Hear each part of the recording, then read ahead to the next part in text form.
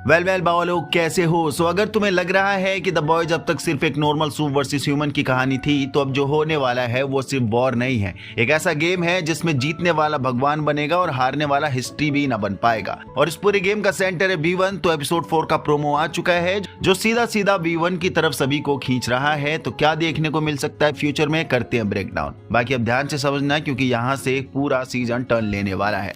Butcher और उसकी team अब डायरेक्टली निकल चुकी है V1 को हंट करने, यानी उसे सबसे पहले अपने पास लेने के लिए, जो कि हम देख रहे हैं प्रोमो में भी। ये एक लैब में आ चुके हैं। सो ये कोई नॉर्मल कंपाउंड भी नहीं है, ये उसका ओरिजिनल फॉर्म है, प्योर रॉ, बिना किसी लिमिटेशंस के। और इसी वजह से सोल्जर बॉय बन चुका है ऑलमोस्ट इमॉर्टल, इंडेस्ट्रक्टिबल और सबसे डेंजरस वायरस प्रूफ। मतलब बुचर जो वायरस लेके चल रहा है वो सोल्जर बॉय पर काम ही नहीं करता है, हमने देख ही लिया है पिछले एपिसोड में। बाकी अब यहाँ एक सेकंड के लिए रुक के सोचो, अगर ये V1 होमलैंडर के हाथ लग गया तो फिर वो सिर्फ पावरफुल नहीं रहेगा, वो कभी ना मरने वाला, कंट्रोल के बाहर एक लिविंग गॉड बन जाएगा, जो कि होमलैंडर यही तो चाहता है, एक भगवान बनना। एंड इसी के तहत बुचर सीधा पहुंचा है फोर्ट हार्मोनी, जो हमें प्रोमो में दिख भी रहा है, एक एबंडन जगह जहां शायद V1 का कुछ ट्रेस, कोई सैंपल या कोई सीक्रेट बचा हो। क्योंकि आप देखोगे तो यहाँ आसपास ब्रूटली मैसेकर हो रखा है और नो डाउट ये सब सूप किलिंग वायरस के एक्सपेरिमेंट की वजह से होगा। लेकिन प्रॉब्लम ये है, ये रेस सिर्फ बुचर नहीं लड़ रहा है। टीजर क्लियर दिखाता है होमलैंडर और सोल्जर बॉय ये दोनों भी उस टारगेट पर आ रहे हैं, यानी बाप बेटे। और यहाँ से सिचुएशन और ट्विस्टेड हो जाती है क्योंकि सोल्जर बॉय होमलैंडर से नफरत करता है, जो हमने पिछले एपिसोड में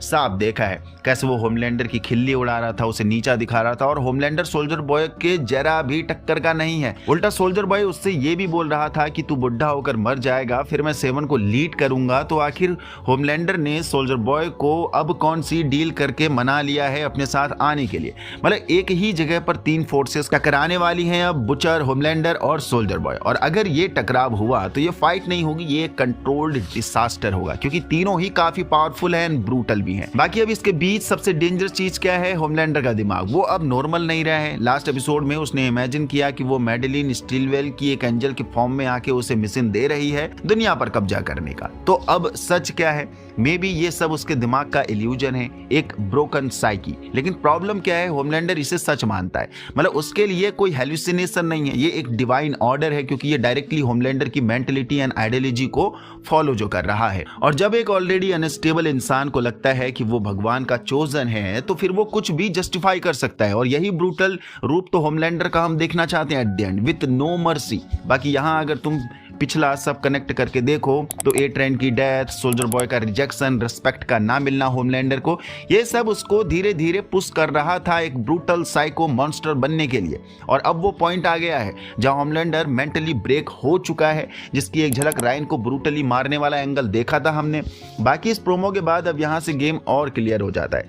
होमलैंडर चाहता है V1 ताकि वो इमॉर्टल बनकर रूल करे, बुचर चाहता है V1 ताकि वो होमलैंडर को रोक सके और बाकी के सूप्स को भी। लेकिन यहाँ एक हिडन लेयर है, सोल्जर बॉय वो किस साइड है, टेक्निकली किसी भी साइड नहीं है। फिलहाल के लिए प्रोमो में दिख रहा है वो सोल्जर बॉय के साथ रहा है, पर जरूर इसमें कोई ना कोई चाल हो सकती है। वो होमलैंडर से साफ नफरत करता है, लेकिन फिर भी उसे V1 तक पहुंचने में हेल्प करता दिख रहा है। और यहीं पर एक डेंजरस पॉसिबिलिटी बनती है। सोचो, अगर सोल्जर बॉय होमलैंडर को टेम्परली डी पावर करे और उसके पास चांसेस हो उसे खत्म करने का, तो क्या वो करेगा, यानी होमलैंडर को मारेगा, या फिर वो उसे V1 देकर और ज्यादा पावरफुल बना देगा, सिर्फ इसलिए क्योंकि वो उसका बेटा है। अगर ऐसा होता है तो ये डिसीजन फ्यूचर का सबसे बड़ा रिग्रेट बन सकता है सोल्जर बॉय के लिए। क्योंकि जब होमलैंडर अपने ही बेटे रायन को मारने को ट्राई किया, वो भी कोई सिंपल सबक सिखाने वाला नहीं, जान से मारने का अटेम्प्ट, तो सोल्जर बॉय किस खेत की मूली है। और ये भी सही है कि 2 शेर कभी एक गुफा में रह नहीं सकते हैं। सोल्जर बॉय ऑर्डर मानने वालों में से नहीं है, ना ही होमलैंडर मानने वालों में से।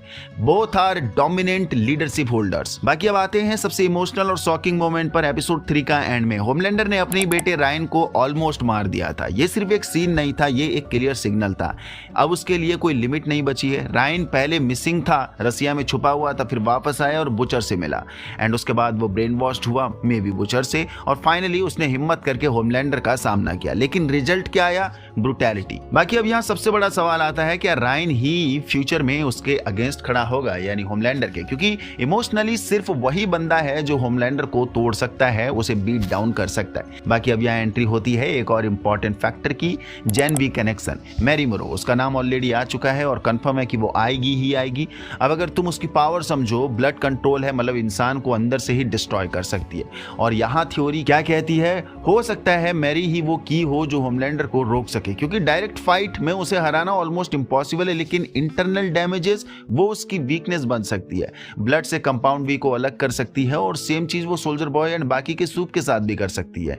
और एपिसोड 4 जेन वी कैरेक्टर्स का अपीयर होने वाला है, क्योंकि बुचर, ह्यूही, फ्रेंची एंड किमिको यहाँ वायरस लेने तो आए हैं, बट एनी इनके साथ नहीं दिख रही है, जो हमें लास्ट टाइम उड़ते हुए दिखी थी एपिसोड 3 के एंड में। एंड वो जरूर यहाँ पर जेन वी कैरेक्टर्स के पास गई होगी, यानी मरी के गैंग के पास।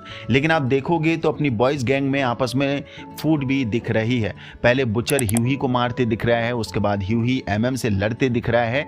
तो क्या यहाँ ह्यूही और बुचर एक साथ आने वाले हैं, या गैंग में आपस में फूट हो जाएगी, सब लोग अलग अलग हो जाएंगे? मींस फ्रेंची और किमिको एक साथ, एमएम अलग, ह्यूही अलग एंड बुचर अलग। बाकी अब यहाँ से एक और हिडन एंगल आता है, ओ फादर। ये नया कैरेक्टर जो हमें इंट्रोड्यूस कराया गया है सीजन 4 में, इसका कनेक्शन होमलैंडर के पास्ट या मेंटल स्टेट से हो सकता है। अगर ये एक्सप्लोर होता है तब तो हमें उसके ओरिजिन का एक और डार्क लेयर मिल सकता है, क्योंकि ये कैरेक्टर अचानक से ही अपीयर हुआ है और एपिसोड 4 में इसका कोई सॉलिड रोल होने वाला है। बाकी अब कुछ एक्स्ट्रा थ्योरीज एंड र्यूमर्स पर बात कर लेते हैं। और अब यहाँ से जो मैं बोलने वाला हूँ वो कंफर्म तो नहीं है, सिर्फ थ्योरीज है, जो अगर सच हुई तो ठीक है, कंप्लीटली गेम चेंज हो जाएगा। पॉसिबिलिटी है कि स्टैन एडगार को एलिमिनेट कर दिया जाएगा इस एपिसोड में, यानी 4th एपिसोड में, क्योंकि उसे B1 की लोकेशन पता हो सकती है डेफिनेटली, और उस इंटेरोगेशन में मे बी होमलैंडर अपना आपा खो देगा, क्योंकि होमलैंडर अब बहुत जल्दी टेम्पर्ड हो जा रहा है। बाकी अब एक डार्क थ्योरी ये भी हो सकती है, सोल्जर बॉय किसी भी मेजर कैरेक्टर को मार सकता है एपिसोड 4 में। मे बी पॉसिबल चांसेस आ रहे हैं, र्यूमर्स आ रहे हैं, एमएम हो सकता है वो, क्योंकि इसके सीन्स में नाइट फाइट और डिस्ट्रक्शंस क्लियरली दिख रहा है। बाकी र्यूमर यहाँ तक भी आ रहे हैं कि होमलैंडर प्रेसिडेंट को भी किल करके व्हाइट हाउस टेक ओवर भी कर सकता है, अगर उसका गॉड कॉम्प्लेक्स फुल पीक पर चला गया तब। लेकिन याद रखना ये सब पॉसिबिलिटीज है, अगर ऐसा हुआ तो स्टोरी नेक्स्ट लेवल चली जाएगी, अगर नहीं हुआ तो भी जो बिल्डअप हो रहा है वो ऑलरेडी इंसेन है। बाकी अब असली सवाल तुम्हारे लिए, अगर एक इंसान को लगने लगे कि वो भगवान है तो उसे रोकने के लिए क्या एक मॉन्स्टर बनना जरूरी है? क्योंकि अब जो आने वाला है वो सिर्फ एक एंडिंग नहीं है, ये डिसाइड करेगा कि दुनिया में इंसानियत बचेगी या एक इमॉर्टल होमलैंडर सब कुछ अपने कंट्रोल में ले लेगा। तो ये था ब्रेकडाउन एपिसोड 4 के लिए, जो हमें कल मिल जाएगा। तुम्हारी तरफ से भी कोई थ्योरीज हैं, फ्यूचर आर्क है, तो जरूर बताना नीचे कमेंट बॉक्स पर। यहाँ तक पहुंच गए हो तो आपको वीडियो पसंद आई तो लाइक कर दीजिए, नया चैनल को सब्सक्राइब कर दीजिए।